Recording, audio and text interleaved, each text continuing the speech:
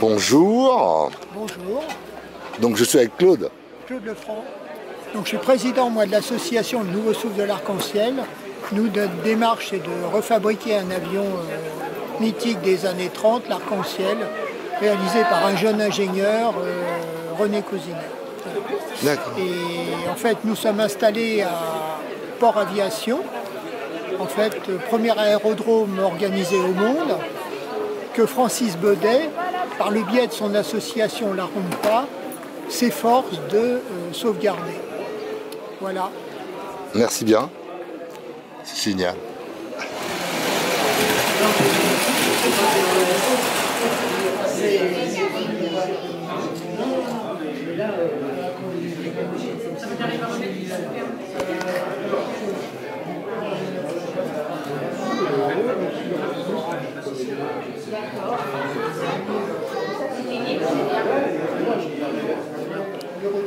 Alors là, à chaque fois, il y a toujours des réceptions. C'est vraiment, il y a des grosses organisations pour rendre hommage à un moment, à l'événement. Les préparatifs du retour, avant chaque traversée importante, quand même, quand on est comme ça à la moitié du chemin, en fait, on regarde l'état des moteurs. Les moteurs sont démontés, on commence à vérifier les filtres à huile, et là on se rend compte en fait qu'il y a un gros problème, que les moteurs en fait ils sont cramés. C'est-à-dire ce qui s'est passé, c'est qu'au moment du départ de Saint-Louis, les robinets d'huile ont été couverts trop tardivement. Et les régules sur le moteur ont été abîmées. Donc tout est stoppé à un bon moment pour remettre en état les moteurs. Alors, tout ça, ça demande un temps. L'avion repart. L'avion repart donc pour le grand saut retour. À environ 700 km des côtes, en fait, les radiateurs, un des radiateurs du moteur gauche déchire, l'eau est éjectée, d'accord. Mermoz est obligé de réduire le moteur, pratiquement de l'arrêter, pour éviter de brûler, de cramer le moteur. Et en fait, l'avion rentre sur deux moteurs jusqu'à Saint-Louis. En fait, ça pour nous, c'est un moment important parce que ça prouve la démarche Cousinet de la notion de multimoteur. Donc là, il prouve que son concept, il est viable. Je veux dire, c'est toujours un concept d'actualité. Hein. Oui. Je veux dire, un bimoteur, voire un multimoteur, de manière générale, c'est ça. Il est conçu pour rouler sur un moteur. Typiquement, même un A320, moteur coupé, il rentre. Hein. Il va marcher, il va cramer, mais il va rentrer. Et là, donc, finalement, on démontre que l'avion, il est étudié dans une vraie perspective de fiabilité et de sécurité pour les peuples. Alors moi, personnellement, je mets toujours ces photos-là, parce que donc là, c'est l'arrivée à Dakar pendant la réparation, et c'est des photos des photos amateurs qui ont été prises, et moi j'adore ces photos-là, parce que je trouve qu'elles sont émouvantes aussi. Et en plus, on sait vraiment les qualifier au moment donné. Ça a eu lieu une journée, ils ont passé une journée pour réparer, et donc on connaît vraiment bien ce moment-là. Moi, j'adore ces photos. Elles sont géniales, comme quelque part.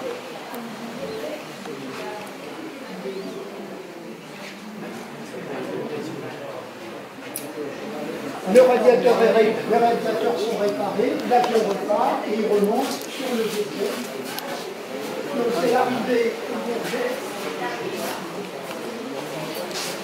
Là, l'arc-en-ciel arrive au Bourget. Et en fait, le jour où il atterrit, c'est le moment exact de l'anniversaire à laquelle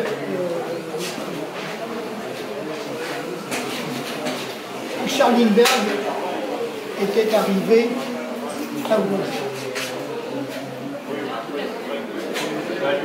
La dérive du 70, donc de cet avion-là, c'est le seul élément qui reste, qui est authentique de cet avion-là. Des conserves. ça suit. Donc là, le plan, enfin, la carte des vols avec toutes les évolutions, le fameux saut, le retour, et là il y a la fameuse panne de moteur. Et puis là tout le détail. Donc on est au total sur 50 et quelques mille kilomètres depuis le Bourget. Un tour 50, 52. Ouais, c'est ça, autour de 50 kilomètres. Fin de l'acte 1. Parce qu'à mon avis, si vous mettez un pilote un petit peu... Ah, mais il y avait aussi de bons pilotes. On prend toujours Mermoz en exemple. À 225 km/h de moyenne sur tout le vol. Il y a eu des pointes à 250 km/h quand même. Alors rapidement la suite. L'avion, malgré tout, présentait des défauts. D'accord, ils en ont conscience. L'avion repart en usine. Il est modifié. Il est rallongé. On rajoute une section sur l'avion. Les moteurs sont remplacés. On met des hélices 4 pales. Un certain nombre d'essais sont effectués qui ne sont pas satisfaisants. Les essais durent très peu de temps. Les essais ne sont pas satisfaisants, l'avion rentre en usine de nouveau, il est modifié, et c'est cet avion-là donc qui prend la dernière voiture de l'avion, ce qu'on appelle la version 71, qui reconnaît ça par rapport à l'autre, c'est ovoïde au lieu d'être apophysoïde. Quand vous avez ça, vous êtes sur la version 71. C'est avec cet avion-là que Mermoz fera les 6 autres traversées. L'État finit par acheter un exemplaire, cet exemplaire-là. C'est Air France à l'époque qui est fraîchement créé. L'avion est modifié parce qu'il n'est pas du goût d'Air France, donc il est complètement déstructuré du vent. On fait sauter les radiateurs, enfin, non. Non, on ne veut pas en entendre parler. Il n'est pas beau. Il n'est pas beau la version Air France. Moi, on n'aime pas. Moins typique. Et de toute façon, à cette époque, donc là on est en 1935, les choses vont très vite, les bureaux d'études des autres co-constructeurs type Blériot de Voitine arrivent à mettre au point des avions qui sont plus performants que l'arc-en-ciel. En 1935, c'est terminé pour les arc-en-ciel. L'avion, Air France vend l'avion, que Cousinet va racheter, d'accord, et stocker.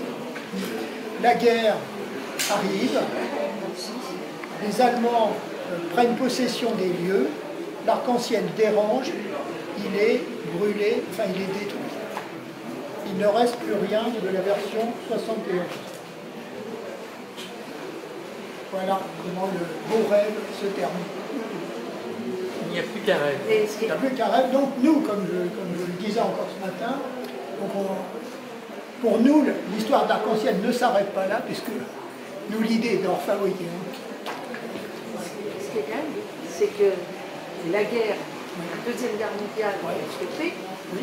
Et Pas stoppé. Il était déjà arrêté. Oui, mais bon.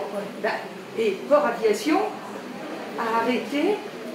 en 18. Voilà, après la guerre.